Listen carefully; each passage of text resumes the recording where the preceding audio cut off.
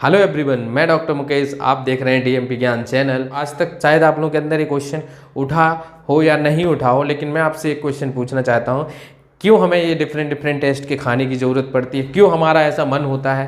क्यों हमें ऐसी फीलिंग आती है कि हमें आज तीखा खाना है, आज हमें मीठा खाना है? इस टाइप से हमारा मन क्यों करता है? इसका एक लॉजिक है दोस्तों, उसी लॉजिक के बारे में हम बात करेंगे।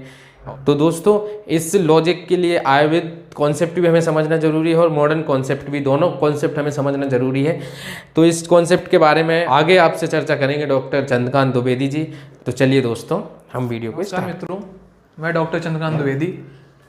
आज मैं आपको रसों के अनुसार भोजन किस प्रकार होता है बताने आया हूँ। आपने गौर किया होगा, कभी हमें मीठा खाने का मन पड़ता है, कभी हमें खट्टा खाने का मन पड़ता है, कभी तीखा खाने का मन, स्पाइसी फूड खाने का मन पड़ता है। तो यह सामान्यतः सभी लोगों के साथ होता है। तो ये ऐसा क्या है कि हमें हर प्रकार की रसों की आवश्यकता होती है, हर प्रकार के टेस्ट की आवश्यकता होती है? ऐसा बॉडी में हमारे ऐसा क्या नेचर है कि हमें इस प्रकार भोजन करना पड़ता है? ये सामान्यतः सभी के साथ होता है। तो इसके पीछे एक लॉजिक है जो आयुर्वेद में वर्णित है। हमारे आयुर्वेद में चरक संहिता में चरक सूत्र अध्याय 25 में वर्णित है कि एक रस अभ्यासो दौर्बल्य करानाम और बहुरस अभ्यासो या सर्वरस अभ्यासो सामान्यम कराणाम या बल कराणाम श्रेष्ठम।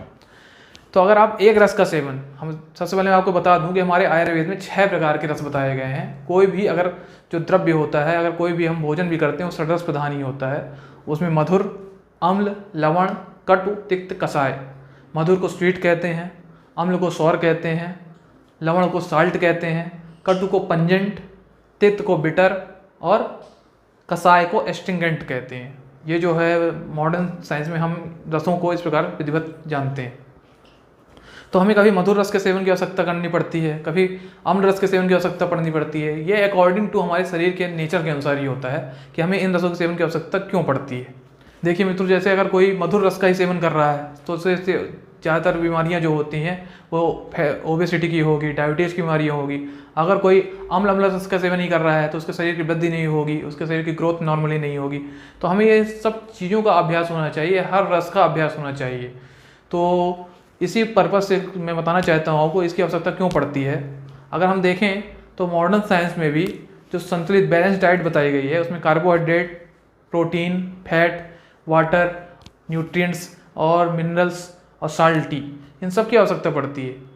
और इसी प्रकार को ही हमारे आयुर्वेद में बताया गया है कि 6 रस पर अगर भोजन करेंगे हम, तो हमारा शरीर जो है बैलेंस रहेगा और स्वस्थ रहेगा। तो हमें जब भी भोजन करना है, तो आपने देखा भी होगा हमारे जो भोजन की सामान्य थाली होती है उसमें रोटी चावल ये कार्बोहाइड्रेट वाले होते हैं। और नॉर्मल जो साल्ट का सेवन, अचार का सेवन करते हैं, सॉल्ट में आता है। पापड़ का सेवन करते हैं हम, सॉल्ट में आता है। उसमें स्पाइसेस भी रहते हैं, पापड़ में स्पाइसेस भी रहते हैं जो हमारे भोजन को पचाने का कार्य करते हैं।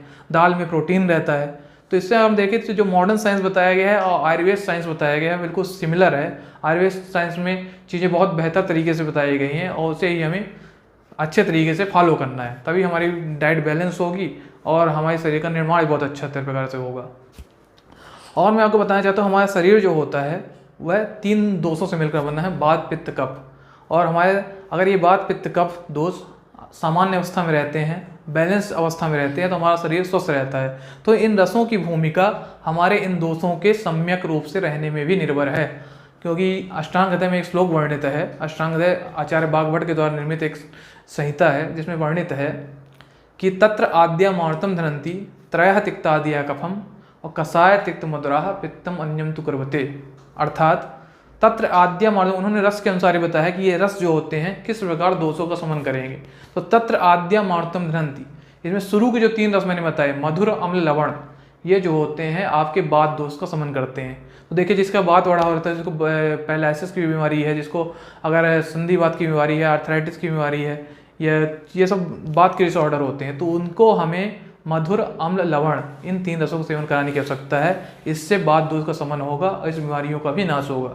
अगर देखिए तत्ताद्यम त्रयः तिक्तादिया कफम, उसके कटु, तिक्त, कसाय, ये जो कटु, तिक्त, कसाय था, तीखा चरपरा भोजन, ये जो होता है कफ का नाश करता है। अगर आपको सर्दी खांसी जुकाम, समानता आपने भी देखा होगा, जैसे सर्दी खांसी जुकाम होती है उसे कुछ गर्म मिल जाए, उष्ण भोजन मिल जाए तो उसे अच्छा लगता है। इसके पीछे यही लॉजिक है कि आपका कफ बढ़ा हुआ है और वह उष्ण भोजन उस कफ का नाश करता है, इसलिए हमें उष्ण की आवश्यकता होती है।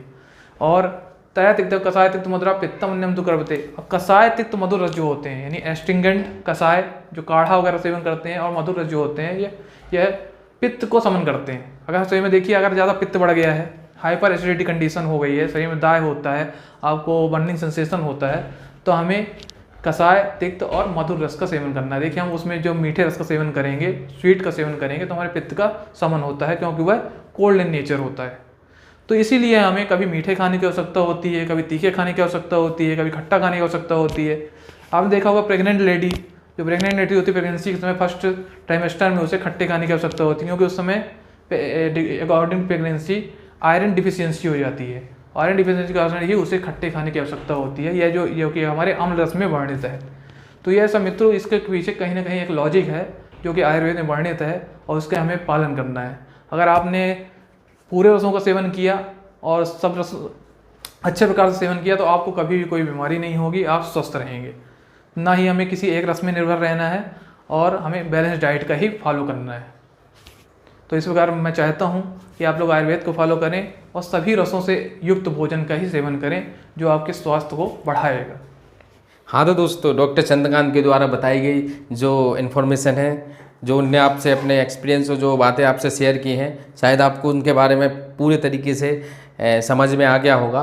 तो अगर इसमें भी कोई और डाउट या कोई आपका क्वेश्चन हो या कोई आपका सुझाव भी हो, तो कमेंट सेक्शन में मुझे ज़रूर बताएं, और मैं ज़रूर उसका आपको आंसर करूँगा। वीडियो को लाइक, शेयर एंड चैनल को सब्सक्राइब ज़रूर करना, क्योंकि ऐसे हेल्थ से रिलेटेड वीडियो मैं इस चैनल पर लाता रहता हूँ। तो हमारे साथ बने रहिए और हेल्दी रहिए।